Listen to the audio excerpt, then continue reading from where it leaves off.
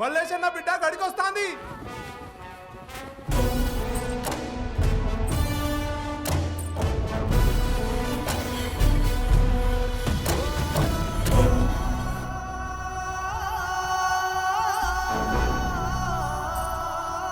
వాంఛన్ దొరసని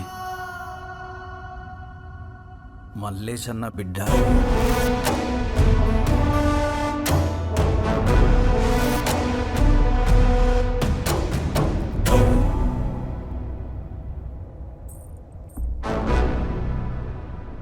దొరసని మల్లేశన్నకిచ్చిన మాటను మోసి గీ బిడ్డ రూపంలో తీసుకొచ్చిన. మా నాయన ఈ ఊరి కోసం తిరగబడ్డది ఈ గడి మీద. మా నాయన రక్తం చిందించింది ఈ గడి గోడల మీద. నన్నెందుకు రమ్మన్నావు గడికి? నువ్వు మల్లేష్ బిడ్డవే కాదు, నువ్వు ఎవరో ఎరుకనా?